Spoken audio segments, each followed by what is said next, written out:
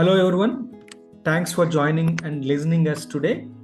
Today, our guest is very special to me, and I always wanted to start this podcast with ma'am, and then today that wish has come true, and I'm very happy to introduce Dr. Subbalakshmy madam to just give a brief introduction. It is very brief. She has done much more work than what I am talking today. Dr. Subbalakshmy ma'am is born in 1943 in Chennai, and then she is a distinguished medical professional and a scholar. She earned her MBBS from Christian Medical College, University of Madras in 1969, followed by Diploma in Clinical Neurology from Institute of Neurology, University of London in 1994. Her academic journey culminated in a PhD from the University of Madras in 2007, where she pursued an interdisciplinary study blending medicine, specifically neuroscience and music. She has elected a Fellow of the Royal College of Physicians of Edinburgh in 2015, an honor that reflects her standing in the field. Dr. Subbalakshmy ma'am has served the community health sector in Chennai for over 35 years, most notable through her work at the Institute of Neurological Sciences at the Voluntary Health Center and a multi-speciality hospital. Between 2009 and 11, she also contributed as a clinical research consultant at National Brain Research Center. Academic contributions includes roles such as adjunct professor at Public Health Foundation of India and chairperson of Institutional Ethics Committee at IIT Madras. Even post-retirement, she continues her engagement in the field as an independent scientific writer. Her areas of interest spans child development, disability, geriatric neurology, and public health. She has published extensively and delivered numerous invited lectures, earning recognition across disciplines. I still remember the quote which has been shared to me that Dr. E.S. Krishnamurthy sir, who was the director of the department, in one of their joint publications meeting, he was quoting this about ma'am like this: in a long and distinguished career, she has startled diverse worlds, community and public health, neurology and neurosciences, aesthetics, art and music. Thank you, Vijay. Thank you for the very generous introduction of all the work I have done. I don't know whether I deserve it, but I have followed your work with great interest over many years, and I know how much you put into neurorehabilitation. I belong to a generation which transitioned from the old school to modern neurology, neurosciences over the long span of my professional career. This podcast invitation gives me a rare opportunity to share my journey through some phases of evolution of neuroscience, neurorehab in particular. I've enjoyed putting the pieces together, and I earnestly hope that I succeed in taking the listeners along with me. Thank you so much for joining us, ma'am. As a neuro-rehabilitation professional, I draw a lot of inspiration from people like you and Dr. V.S. Ramachandran. Thank you. Many other stalwarts in neuro-rehabilitation. So I wanted to start with this question, ma'am. What initiated and sustained your interest in neuro-rehabilitation? Well, let me start with, every day brought in new experiences, new learning. I suppose several landmark periods in my career can explain my lifelong commitment to varied aspects of neurorehabilitation. Let me give you a glimpse of my 35 plus years as clinician neuroscientist. My first exposure to the most striking surgical rehabilitation intervention was in my clinical years as a medical student at Christian Medical College, Vellore. Dr. Paul Brand spent several years in CMC, studying deformities of the limbs and face in leprosy. This is a common feature in the pre-Dapson era. Dr. Brand was a world pioneer in hand surgery, and his innovative surgery to correct claw hand in leprosy was, I think, truly the work of a great genius, and I salute him. The operation was extensor flexor four-tailed tendon transfer surgery, and short for it EF4T, where the wrist extensor tendons, that is the extensor carpi radialis brevis, is split into four tails and attached to the paralyzed flexor tendons of the fingers. Post-operatively, the patient has to be trained to think finger extension to flex the fingers. You can understand why. We have not changed the muscle innervation, you see. But then what happens to the patient? An effective hand grip is achieved. Patient has working hands, and with it a new life. I must add that Dr. P. Natarajan, my husband, a leprologist and hand surgeon, trained with Dr. Brand. So I had a more intimate knowledge of the subtleties of this surgical procedure. Then let me go on to the global concept of other things, like the global concept of multidisciplinary approach to neurorehabilitation was coming together around 1960. Professor Preston Rowe of the Montreal Neurological Institute was head of pediatrics. He felt the urgent need for a multidisciplinary rehabilitation program for his cerebral palsy children. He was the one who visualized and developed this comprehensively. Professor Krishnamurti Srinivas, head of my department when I joined, who trained with Professor Rowe, introduced a similar neurorehab program at the neurology department in voluntary health services with a full-fledged team of neurologists, clinical psychologists, speech therapists, occupational therapists, social worker, and that was around 1967.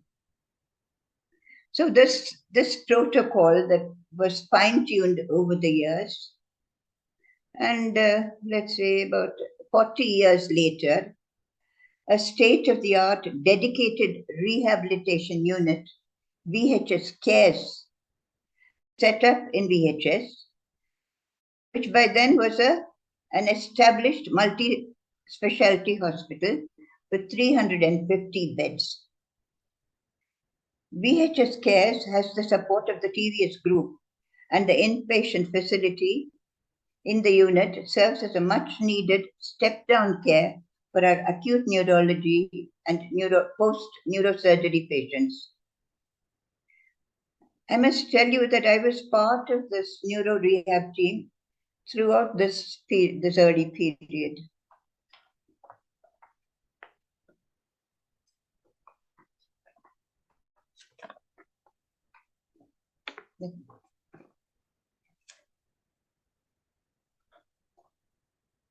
Okay. Ma'am, sorry, can I repeat this question again for you? The second question, Yeah. I didn't hear it. Yeah, ma'am, what are your other experiences with a lasting impression?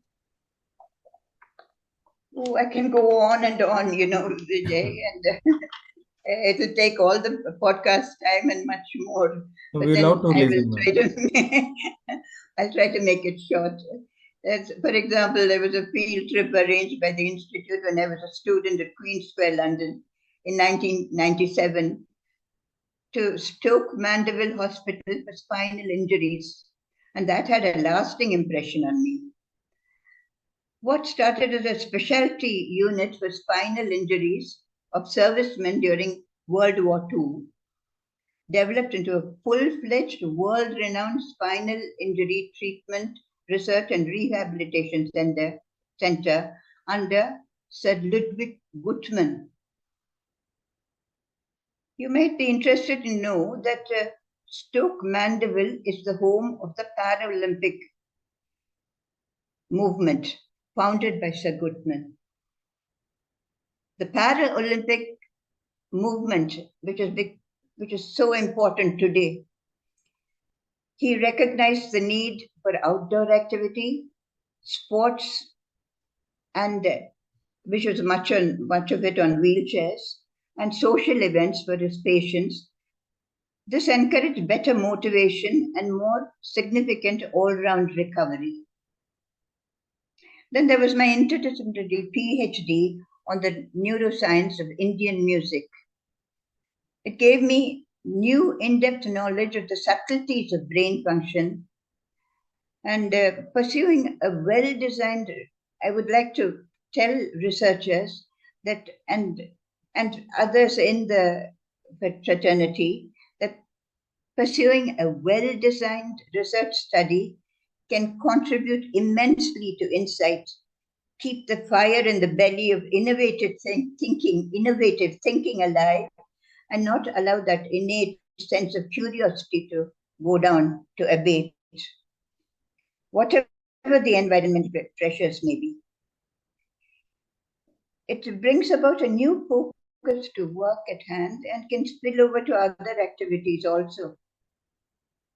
And I'd like to tell you that the marvel of this passionate knowledge quest is that it is self-generated. It is from within you and does not require external aid to bolster it. Over the years, academic programs with comprehensive bachelor's physiotherapy courses in physiotherapy and masters in with specialization in neurorehabilitation and sports medicine saw physiotherapy enter mainstream neurorehabilitation and achieve a legitimate science-based status. Around 2010, when I was appointed head of academics and research of the department with a really robust clinical research team, our department was recognized for affiliation to the Tamil Nadu Dr. MGR Medical University for the PhD program. Ma'am, going to the next part of the next question. Over course of your career, entire lot of milestones you have got in your career, how was your understanding of experience? How was your understanding about experience-dependent neuroplasticity versus injury-induced neuroplasticity, which is a word?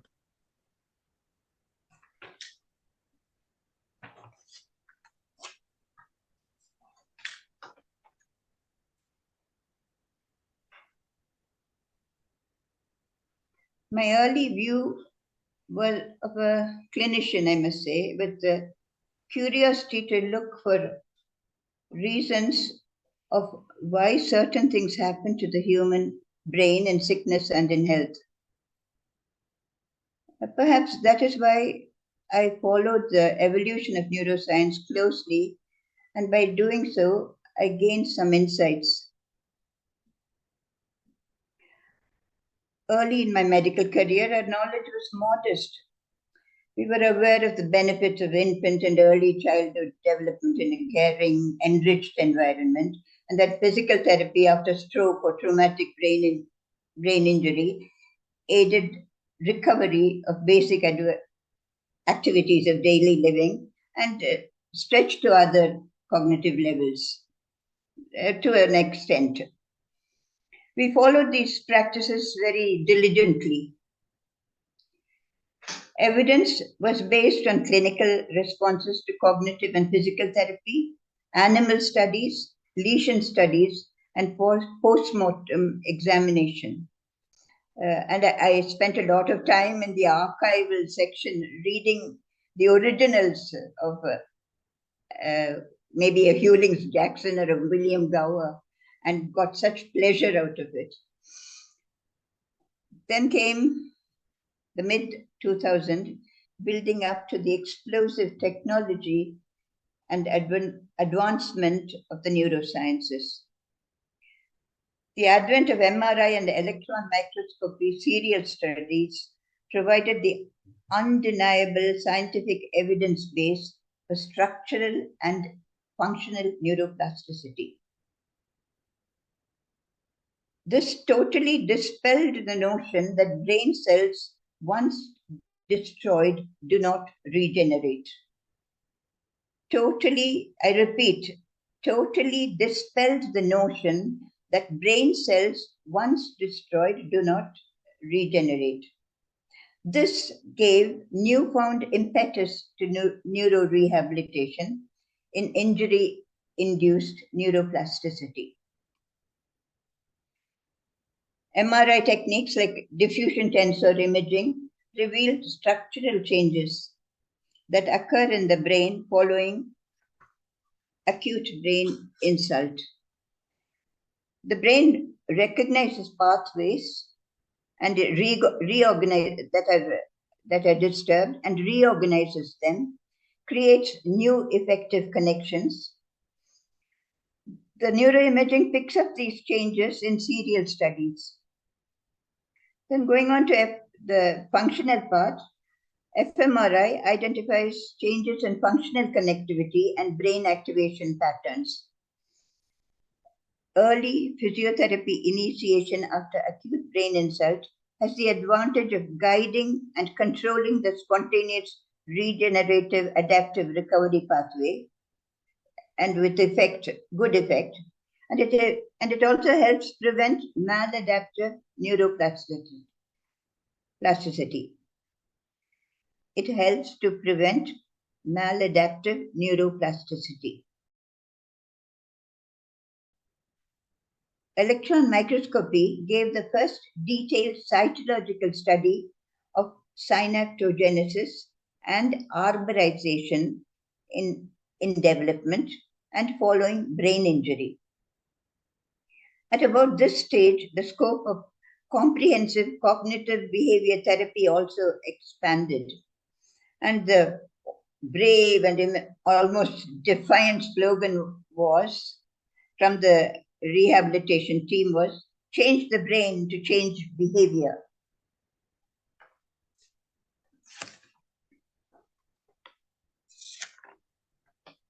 Okay, we've spoken so far about injury-induced neuroplasticity. We will go on to experience-dependent neuroplasticity. Any new learning experience results in neuroplastic changes in the brain. Experience-induced neuroplasticity extends through the lifespan. I encourage active aging in myself and my geriatric patients, though this slows down during the aging process. Neuroplasticity in infants and early childhood is what fascinates me. I am going to expand on this. As a clinician, I'm thrilled to see that Jean Piaget's theory of cognitive development still holds relevance in child development observations. Understanding the science behind normal child development gave me much better insights into developmental disabilities. What can go wrong? Why earlier and earlier diagnosis followed by comprehensive neurorehab intervention can produce the best results? We all know the first 1,000 days are the crucial to child development, laying the foundation for the whole of the lifespan. Functional imaging studies were understandably slow to take off in children. But the picture changed with the more recent advent of what is called resting state functional connectivity, fMRI. This has the capacity of probing the functional organization of the whole brain in the sleeping infant. Repeated exposure to certain stimuli or tasks makes brain cells fire together and strengthens synaptic connectivity. Neural connections are modified by individual experiences. With the learning process and honing of skills, stimulating the dynamic brain activity, new connections form and existing ones are strengthened. There is also a selective pruning that occurs. Okay, I like to sit back and imagine the how what we see with all this new technology and what we observe in the patient goes, especially in infant development.